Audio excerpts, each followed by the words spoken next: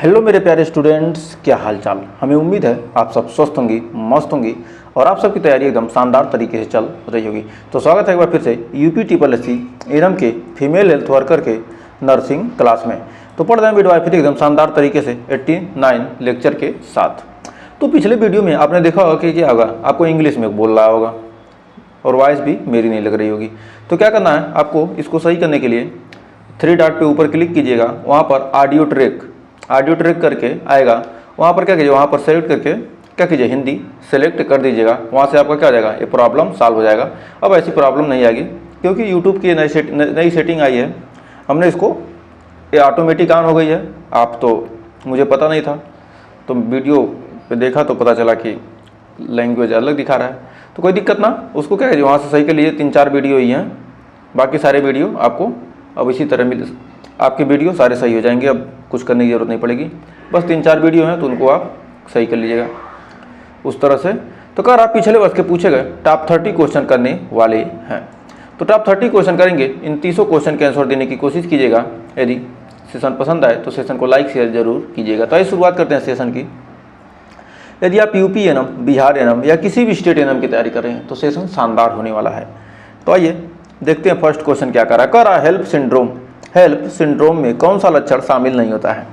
HELLP syndrome में haemolysis या elevated liver enzyme या लो प्लेटलेट काउंट या हाइपरग्लाइसीमिया, तो इनमें से क्या शामिल नहीं होता है। किसमें, हेल्प सिंड्रोम में कौन सा शामिल नहीं होता है। तो हेल्प सिंड्रोम में हमारा हाइपरग्लाइसीमिया क्या होता है, शामिल नहीं होता है। तो क्या शामिल नहीं होता है, हाइपरग्लाइसीमिया क्या होता है, शामिल नहीं होता है। हाइपरग्लाइसीमिया क्या होता है, शामिल नहीं होता है। हेल्प सिंड्रोम में यह नहीं पाया जाता है। कौन, हाइपरग्लाइसीमिया। नेक्स्ट कर सेफेलोपेल्विक डिस्प्रपोर्शन के निदान के लिए कौन सा परीक्षण सबसे उपयुक्त है। अल्ट्रासाउंड, फेटल बायोमेट्री या क्लिनिकल पेल्विमेट्री या एक्सरे पेल्विमेट्री या एमनियोटिक फ्लूइड इंडेक्स। तो कह रहा है सेफेलोपेल्विक डिस्प्रोपोर्शन के निदान के लिए कौन सा परीक्षण सबसे उपयुक्त है। तो हमारा राइट आंसर क्या हो जाएगा, क्लिनिकल पेल्विमेट्री। क्लिनिकल पेल्विमेट्री हमारा राइट हो जाएगा। इससे पेल्विक एडिक्वेसी का पता चलता है। इससे क्या होता है, पेल्विक एडिक्वेसी का क्या होता है, पता चलता है। नेक्स्ट कर प्री एक्लेम्सिया में सबसे सामान्य एक्यूलर फाइंडिंग कौन सी होती है। पैपिलेडेमा या रेटिनल डिटैचमेंट या आर्टीरियोलर स्पैम्स या विटेरियस हेमोरेज। तो कह रहा है क्या, प्री एक्लेम्सिया में सबसे सामान्य ओकुलर फाइंडिंग कौन सी होती है। तो प्री एक्लेम्सिया में सबसे सामान्य ओकुलर फाइंडिंग कौन सी होती है। तो हमारा हो जाएगा राइट आंसर हमारा क्या होगा, आर्टीरियोलर स्पैम्स या रेटिनल वेसल्स में क्या होता है, वेसो स्पैम्स के कारण होता है। रेटिनल वेसल्स में क्या होता है, यह वेसो स्पैम्स के कारण होता है। नेक्स्ट अगला करा फेटल हार्ट रेट डिक्लेरेशन में सबसे खतरनाक कौन सी होती है। फेटल हार्ट रेट में सबसे खतरनाक क्या होता है। तो अर्ली डिक्लेरेशन होता है या वेरिएबल डिक्लेरेशन होता है या लेट डिक्लेरेशन या एसिलरेशन होता है। करा फेटल हार्ट रेट डिक्लेरेशन में, फेटल हार्ट रेट डिक्लेरेशन में सबसे खतरनाक कौन सी होती है। तो हमारा राइट आंसर होगा late declaration. Late declaration a placental insufficiency को क्या दर्शाती है, मतलब प्लेसेंटा की कमी को क्या कहती है, दर्शाती है। नेक्स्ट अगला क्वेश्चन देखिए क्या करा गेस्टेशनल डायबिटीज में कौन सी दवा कंट्रा इंडिकेटेड है। तो कौन सी दवा किसके लिए, गेस्टेशनल डायबिटीज के लिए कौन सी दवा कंट्रा इंडिकेटेड है। इंसुलिन है या ग्लाइबुराइड है या मेटफॉर्मिन है या ग्लीबेक्लेमाइड है ग्लिबेक्लेमाइड है। तो क्या सवाल है, गेस्टेशनल डायबिटीज में कौन सी दवा क्या है, कंट्रा इंडिकेटेड है, कंट्रा इंडिकेटेड है। तो हमारा राइट आंसर हो जाएगा ग्लिबेनक्लेमाइड। ग्लिबेनक्लेमाइड यह प्रेगनेंसी में सुरक्षित नहीं है, प्रेगनेंसी के समय यह भी क्या सुरक्षित नहीं होती है। नेक्स्ट, करा शोल्डर डायस्टेसिया में ओट्स स्क्रू मैन्यूअर किस लिए किया जाता है। शोल्डर डायस्टेसिया में ओट्स स्क्रू मैन्यूअर किसके लिए किया था, फेटल हेड को घुमाने के लिए, या एंटीरियर शोल्डर को डिसलॉज करने के लिए, या फंडल प्रेशर देने के लिए, या एपिजियोटॉमी के लिए। तो अगर शोल्डर डायस्टेसिया में किसमें, शोल्डर डायस्टेसिया में किसके लिए, शोल्डर डायस्टेसिया में वर्ड्स स्क्रू मैन्यूअर किसके लिए किया जाता है। तो हमारा राइट आंसर हो जाएगा option number B, interior shoulder को डिसलॉग करने के लिए। यह रोटेशनल मैन्यूअर होता है, यह क्या होता है, रोटेशनल मैन्यूअर होता है। नेक्स्ट, करा प्रीटर्म लेबर में सबसे अच्छा प्रोफिलैक्टिक ट्रीटमेंट क्या है। प्रोफिलैक्टिक ट्रीटमेंट क्या है, बीटा मेथासोन या MgSO4 या प्रोजेस्टेरॉन या एंडोमेथासिन। तो करा प्रीटर्म लेबर में सबसे अच्छा प्रोफिलैक्टिन ट्रीटमेंट क्या है। तो प्रीटर्म लेबर में सबसे अच्छा प्रोफिलैक्टिन ट्रीटमेंट क्या है। तो हमारा राइट आंसर हो जाएगा प्रोजेस्टेरॉन। यह सर्विक्स को क्या करता है, मजबूत करता है। जो प्रोजेस्टेरॉन होता है यह सर्विक्स को क्या करता है, मजबूत बनाता है। नेक्स्ट, करा which is the most common causes of postmortem haemorrhage, uterine rupture, cervical tear, या यूटेराइन एटॉनी, या रिटेंड प्लेसेंटा। तो क्या कह रहा है, which of the most common case of postmortem haemorrhage, मतलब पोस्टमार्टम हेमरेज का सबसे कॉमन समस्या क्या है। तो हमारा राइट आंसर हो जाएगा यूटेराइन एटॉनी। यह क्या कहता है, यूटेरस के सिकुड़ने में असफलता सबसे आम कारण है। यूटेरस के क्या सिकुड़ने में क्या असफलता जो होती है, यूटेरस अच्छे से सिकुड़ता नहीं है, सबसे यूटेराइन एटॉनी क्या सबसे सामान्य कारण है। नेक्स्ट, तो देखिए अगला क्वेश्चन कर रहा है, फेटल सर्कुलेशन में डक्ट्स वेनसस का कार्य क्या है। फेटल सर्कुलेशन में डक्ट्स वेनसस का कार्य क्या है, ऑक्सीजनेटेड ब्लड को लीवर बाईपास कराना, या डीऑक्सीजनेटेड ब्लड को लंग्स में भेजना, या ब्लड को ब्रेन में भेजना, या प्लेसेंटा से ब्लड को हार्ट में भेजना। तो कह रहा फेटल सर्कुलेशन में डक्ट्स वेनसस का कार्य क्या है। तो फेटल सर्कुलेशन में डक्ट्स वेनसस का कार्य होता है ऑक्सीजनेटेड ब्लड को लीवर में क्या करना, बाईपास कराना। ऑक्सीजनेटेड ब्लड को क्या करना, लीवर से क्या करना, बाईपास कराना। डक्ट्स क्या होता है, डक्ट्स वेनसस डायरेक्टली क्या होती है, आईवीसी में ब्लड भेजता है। जो डक्ट्स है क्या, यह डायरेक्ट क्या करता है, आईवीसी में क्या करता है, ब्लड को भेजता है। नेक्स्ट, ट्विन प्रेगनेंसी में सबसे खतरनाक कॉम्प्लिकेशन कौन सा है, डिसकोऑर्डिनेट ग्रोथ, या triple T S twin to twin transfusion syndrome, या माल प्रेजेंटेशन, या एनीमिया। ट्विन प्रेगनेंसी में किसमें, ट्विन प्रेगनेंसी में सबसे खतरनाक कॉम्प्लिकेशन कौन सा है। ट्विन प्रेगनेंसी में सबसे खतरनाक कॉम्प्लिकेशन कौन सा है। तो हमारा राइट आंसर होगा twin to twin transfusion syndrome. इसमें एक जुड़वा दूसरे को क्या करता है, ब्लड देता है। नेक्स्ट, प्लेसेंटा एक्रेटा में सबसे उपयुक्त मैनेजमेंट क्या है, एक्सपेक्टेंट मैनेजमेंट, या मैनुअल रिमूवल ऑफ प्लेसेंटा, या सिजेरियन हिस्टेरेक्टोमी, या ऑक्सीटोसिन इंजेक्शन। तो प्लेसेंटा एक्रेटा में सबसे उपयुक्त मैनेजमेंट क्या है। प्लेसेंटा एक्रेटा में सबसे उपयुक्त मैनेजमेंट क्या है। तो इसमें होता है सिजेरियन हिस्टेरेक्टोमी। तो सिजेरियन हिस्टेरेक्टोमी या क्या कहता है, प्लेसेंटा यूट्रस में क्या होता है, बहुत गहराई से जुड़ा होता है, इसलिए क्या होता है, सिजेरियन करना जरूरी होता है। नेक्स्ट, अगला क्वेश्चन देखिए क्या करा यूटेराइन इन्वर्जन का सबसे कॉमन कारण कौन सा है। इनकम्प्लीट प्लेसेंटल सेपरेशन या शॉर्ट अम्बिलिकल कॉर्ड या एक्सेसिव फंडल प्रेशर या पॉलीहाइड्रामिनियोस। करा यूटेराइन इन्वर्जन का, किसका, यूटेराइन इन्वर्जन का सबसे कॉमन कारण कौन सा है? तो यूटेराइन इन्वर्जन का सबसे कॉमन कारण होता है incomplete placenta separation, incomplete placental separation. इसमें क्या होता है, प्लेसेंटा खींचने से यूटेरस अंदर की ओर पलट सकता है। तो क्या होता है इसमें, प्लेसेंटा खींचने से क्या होता है, यूटेरस अंदर की ओर क्या हो सकता है, पलट सकता है।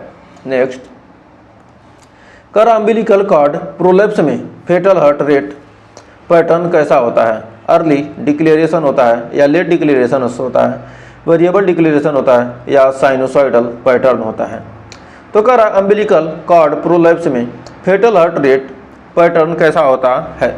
अम्बिलिकल कॉर्ड प्रोलैप्स में फेटल हार्ट रेट पैटर्न कैसा होता है? तो इसमें होता है क्या, हमारा ऑप्शन नंबर सी हो जाएगा, वेरिएबल डिक्लेरेशन होता है या कार्ड कंप्रेशन से होता है। किसके कारण होता है? कार्ड कंप्रेशन के कारण। बढ़ते हैं आगे। तो अगला क्वेश्चन कह रहा सीवियर प्री एक्लेम्सिया में प्रोटीन यूरिया कितना होता है? 100 mg पर DL, 5 ग्राम पर DL या 300 mg पर 24 आवर या 10 ग्राम पर DL। तो हमारा सीवियर क्या होता है, सीवियर प्री एक्लेम्सिया में प्रोटीन यूरिया कितना होता है? 5 ग्राम पर यल। गंभीर स्थिति का, या क्या है, गंभीर स्थिति का संकेत है। तो बढ़ते हैं आगे। अगला क्वेश्चन कर रहा हाइपरमेसिस ग्रेविडेरम में कौन सी इलेक्ट्रोलाइट इम्बैलेंस देखी जाती है? हाइपोनेट्रेमिया या हाइपरकैलमिया या हाइपोक्लोरेमिक एल्कोलिसिस या हाइपरक्लोरोमिक एसिडोसिस। तो कह रहा है हाइपरमेसिस ग्रेविडेरम में कौन सी इलेक्ट्रोलाइट क्या होती है, इम्बैलेंस देखी जाती है?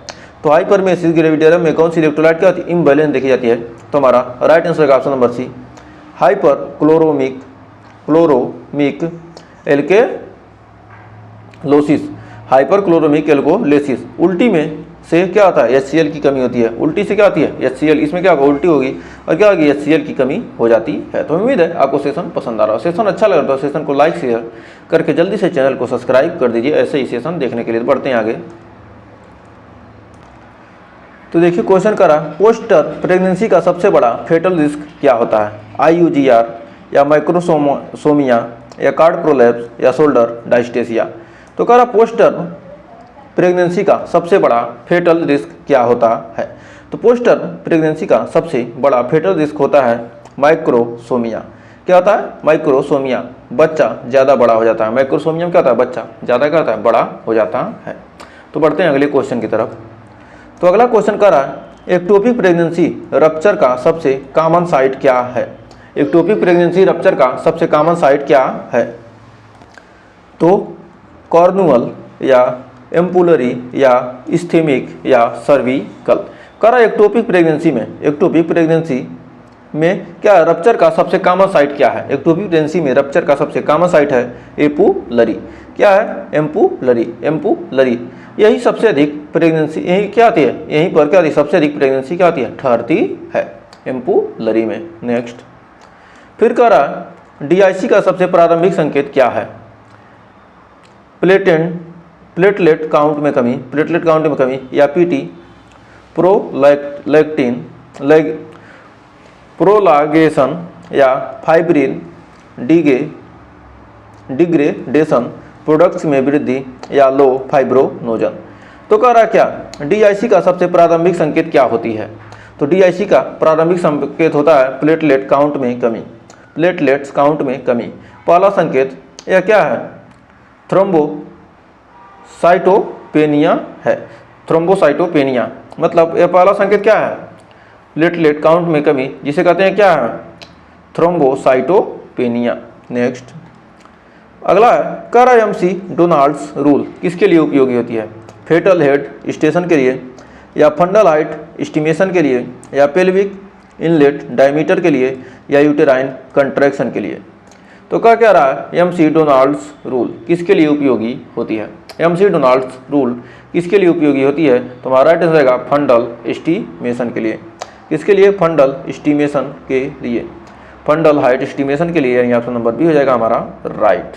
तो उम्मीद है यहाँ तक कोई डाउट नहीं होगा। बढ़ते हैं आगे। तो अगला क्वेश्चन देखिए क्या कह रहा है, ऑब्स्ट्रक्टेड लेबर में सबसे पहला क्लिनिकल संकेत क्या होता है? Bundle shrink, fetal distress, prolonged labour या मैटरनल फीवर। तो कह रहा क्या, ऑब्स्ट्रक्टेड लेबर में सबसे पहला क्लिनिकल संकेत क्या है? ऑब्स्ट्रक्टिव लेबर में सबसे पहला क्लिनिकल संकेत क्या है? तो हमारा राइट आंसर होगा option number C, prolonged labour. इसमें क्या होती है? लेबर रुकी रहती है। इसमें लेबर क्या होती है? रुकी रहती है। नेक्स्ट। तो देखिए अगला क्वेश्चन कर रहा है, मैग्नीशियम सल्फेट का एंटीडोट क्या है? कैल्शियम ग्लूकोनेट या विटामिन के या प्रोटामाइन सल्फेट या एट्रोपिन।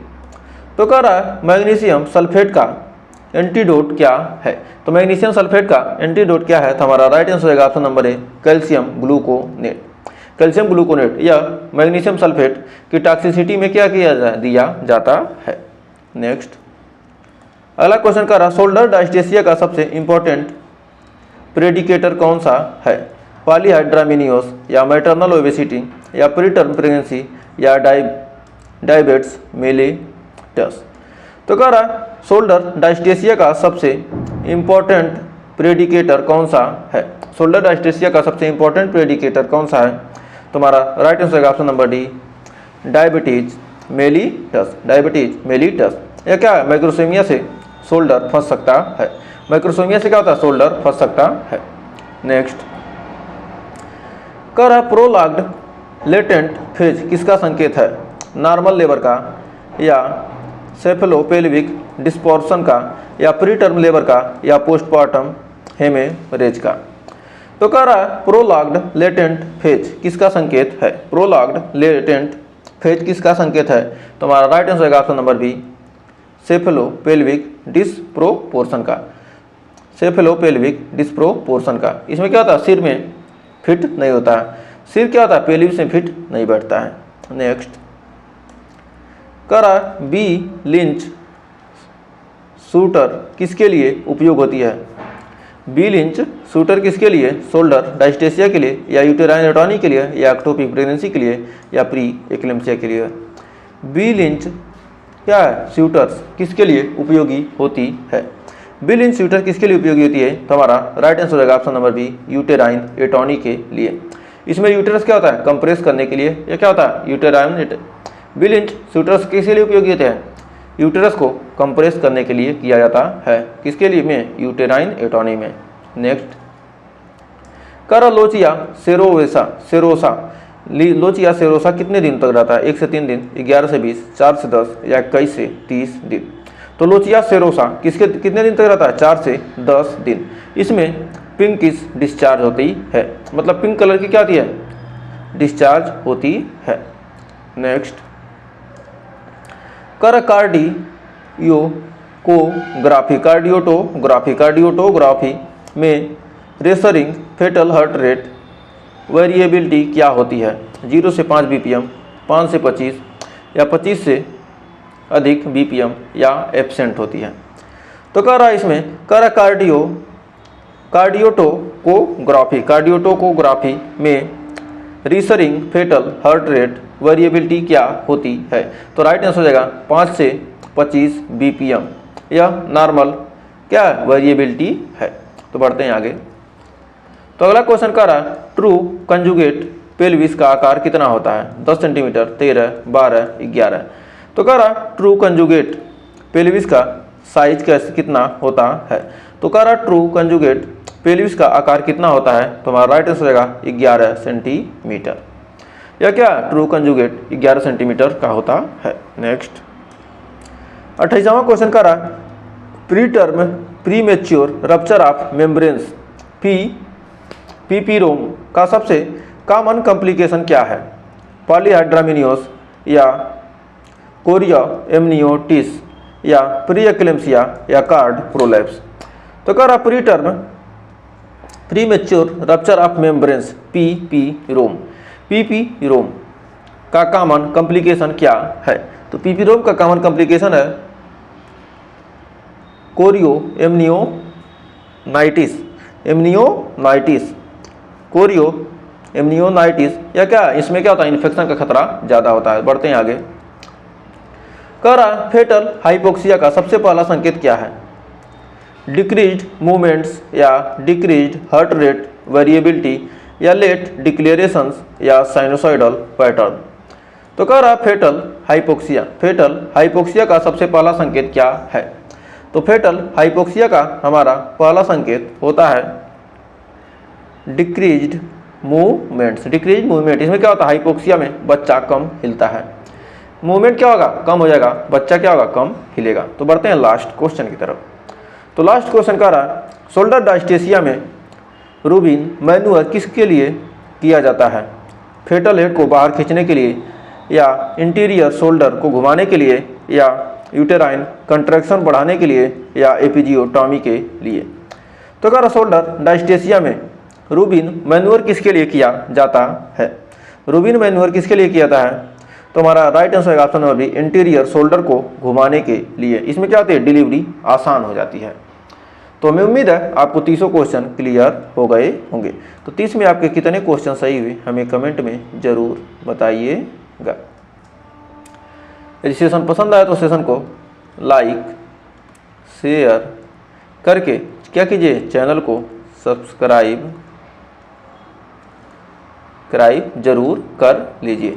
तो हमने जो बताया है आपको वीडियो में क्या रही है, लैंग्वेज में प्रॉब्लम हो रही है पिछले 2-3-4 वीडियो में, तो क्या कीजिए, उसको वहाँ से जाकर सही कर लीजिए। हमने शुरू में ही बताया था, तो एक बार अच्छे से उसको क्या करेंगे, उसको ओके कर देंगे। आपका क्या आ जाएगा, लैंग्वेज हमारा जैसे इस वीडियो को देख रहे हैं उसी तरह उसमें वो भी दिखने लगेगा।